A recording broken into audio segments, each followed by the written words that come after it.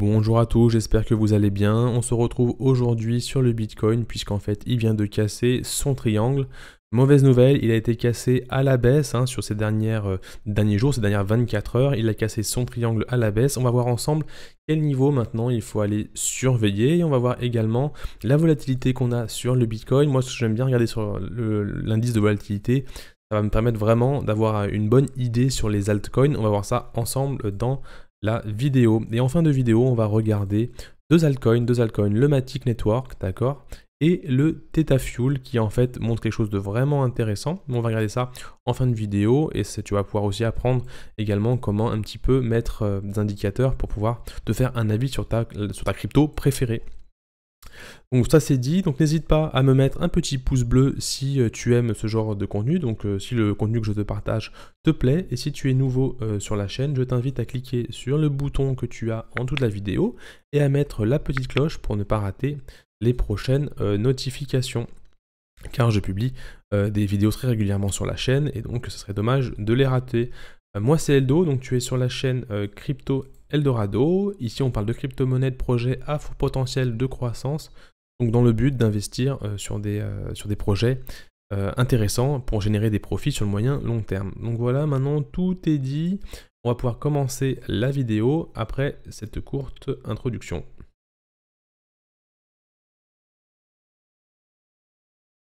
Allez, c'est parti pour le Bitcoin. Alors comme je vous le disais juste avant, on a ce triangle qui a été cassé à la baisse sur ces dernières 24 heures.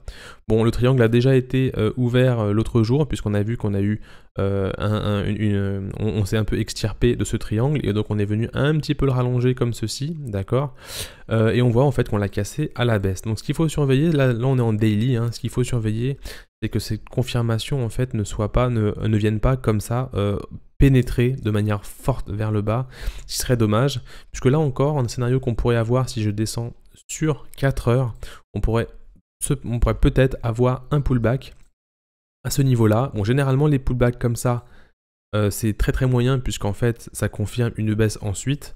Mais vraiment, là maintenant, pour sauver un petit peu les meubles, il faudrait qu'on vienne réintégrer ce triangle, décider encore de ranger et de compresser à l'intérieur pour pouvoir justement choisir de s'extirper à nouveau, donc soit vers le haut, soit vers le bas. On a quand même un rempart, comme je vous le disais, on a quand même un rempart ici que l'on a tracé depuis pas mal de temps, on a tracé depuis quelques semaines. Depuis quand exactement? Depuis le 19 mai, on a tracé deux ranges, donc ici je l'ai mis pour vous pour que vous puissiez bien voir, la borne supérieure et la borne inférieure. Donc on a ce gros range qui s'est un petit peu... Enfin, normalement qui est ici, qui devrait normalement servir de support acheteur et vendeur. C'est vrai que dans ce grand range, on est venu créer un triangle, d'accord, donc chercher vraiment quelque chose comme cela. Mais vraiment, on a encore ce rempart qui peut vraiment être décisif, d'accord. Jusqu'à aujourd'hui, moi, je suis plutôt, je dirais pas confiant, mais j'ai pour moi encore un scénario peut-être de consolidation dans le temps et de reprise, d'accord, dans ce cas-là. Et en fait, ce scénario pour moi serait invalidé au moment où on viendrait ici faire cela. Ça veut dire que là, on irait vraiment dans quelque chose de beaucoup plus long, d'accord. Ça veut dire que là, le Bitcoin prendrait vraiment son temps pour recasser en fait toutes ces zones fortes que l'on a ici, d'accord, que l'on a ici. En fait, ici, on a une grosse zone ici, à cet endroit-là. Donc vraiment, ce serait vraiment beaucoup de combats entre acheteurs et vendeurs, surtout que, comme on l'avait vu dans une vidéo précédente, on a vu que cette mèche-là avait été créée justement pour venir, je la mets en plus gros, excusez-moi, que cette mèche-là avait été créée ici, là, avait été créée justement pour venir taper toutes les personnes justement qui étaient rentrées, des investisseurs, parce qu'on a vu qu'il y avait beaucoup de liquidités, beaucoup d'entrées en position qui avaient été créées là au niveau des investisseurs, au niveau des institutions, d'accord. On est venu mêcher, on est venu retester cette mèche à ce niveau-là, et on voit qu'on est en fait en train de travailler vraiment cette grosse zone ici. Donc voilà, à part vraiment quelque chose d'assez impulsif pour reprendre le niveau haut, on est vraiment en train d'aller chercher cette zone ici. Donc c'est vraiment pas très bon. On va attendre encore la clôture ce soir de voir un petit peu comment se trouve cette mèche. Peut-être qu'on va avoir une réintégration.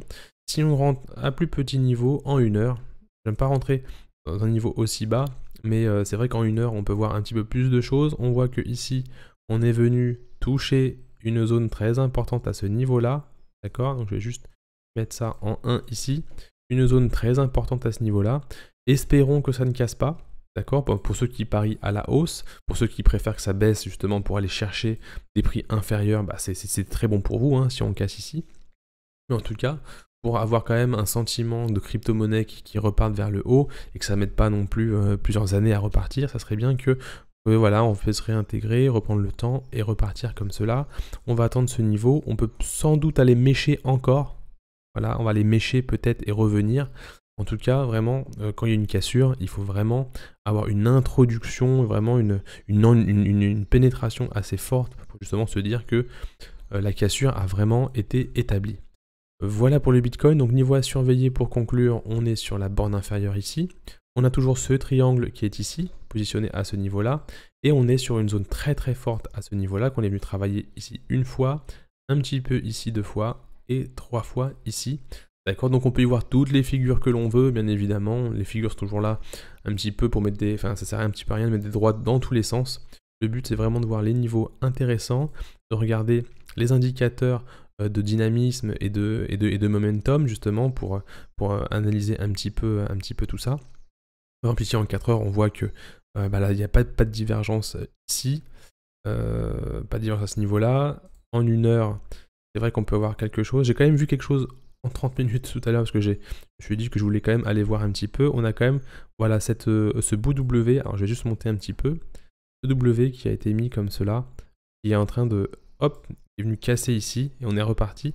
Donc on peut avoir de la consolidation comme ça, aujourd'hui, d'accord, avant de prendre soit une décision de repartir vers la baisse ou vers le haut. Donc il y a encore un petit peu d'attente pour moi, à vérifier dans la journée, un petit peu d'attente encore pour avoir vraiment une décision clair de ce qui va se passer. Voilà pour le Bitcoin, j'espère que je vous ai donné pas mal d'informations à ce niveau-là. Si tu veux plus d'informations sur le Bitcoin, n'hésite pas à me le mettre en description, en commentaire pardon, de la vidéo. Donc je passe sur le Matic ici. Voilà, donc je passe sur le Matic, un Matic vraiment très intéressant qui est vraiment qui est très demandé.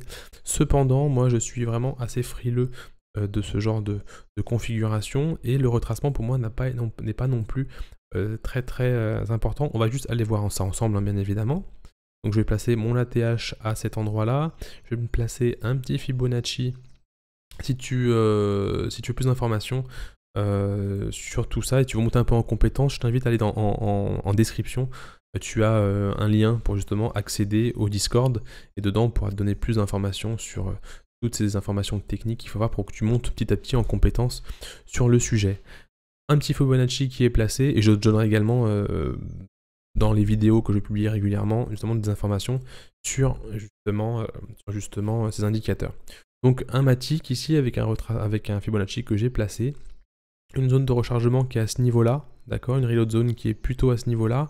Moi j'aurais préféré attendre qu'on vienne justement chercher ce niveau-là, parce que là on est juste un retracement de 0,5. Donc si tu veux par exemple rentrer en position à ce niveau-là, avant d'atteindre l'ATH, tu es à 80% à ce niveau-là. Donc sur du court terme, si tu veux du court terme, tu vas avoir pas mal de sensations fortes à ce niveau-là, surtout que tu n'auras pas atteint, si tu places une position, tu n'auras pas atteint une valeur assez importante pour récupérer ta mise et pouvoir laisser courir plus de gains. Donc pour moi c'est pas forcément une bonne opportunité, même si je préfère te le dire, le Matic peut faire ça demain. Il peut faire ça et partir en flèche et faire un x4, d'accord?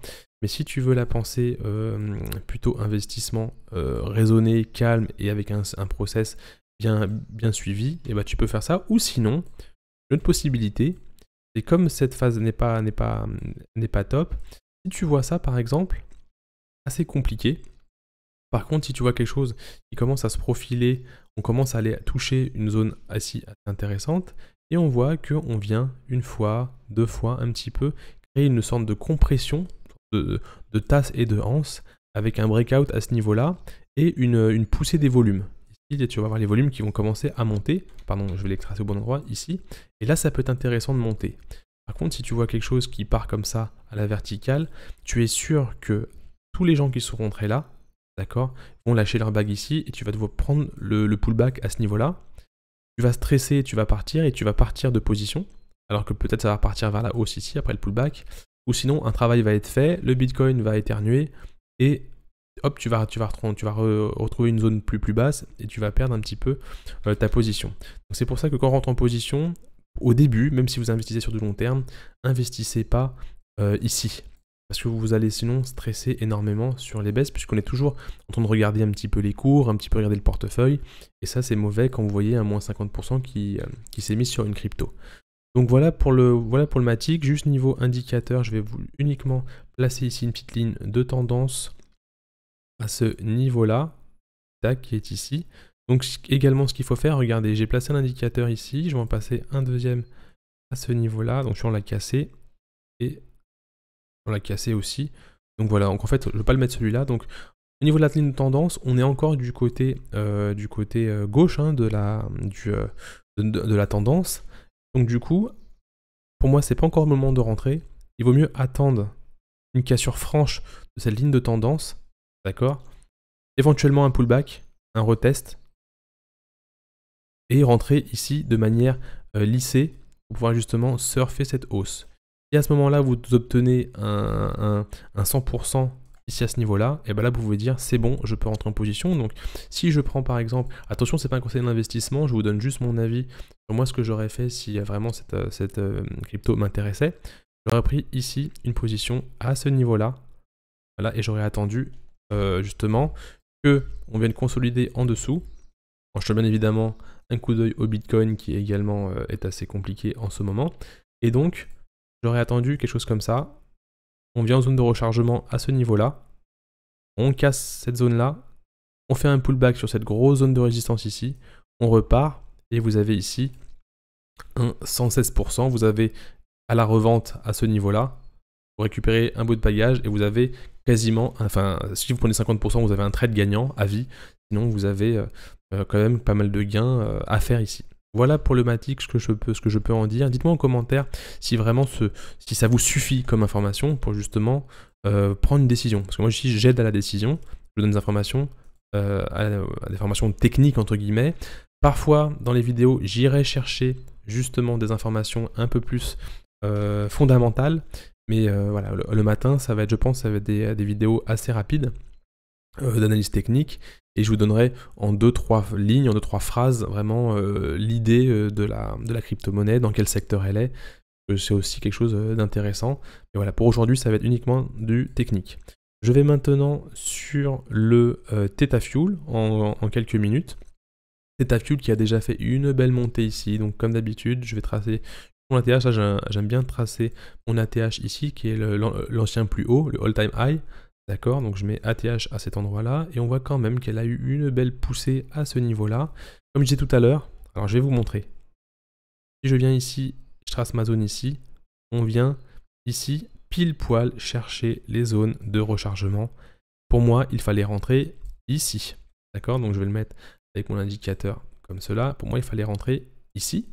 D'accord, pour surfer cette vague de hausse jusqu'au 142%.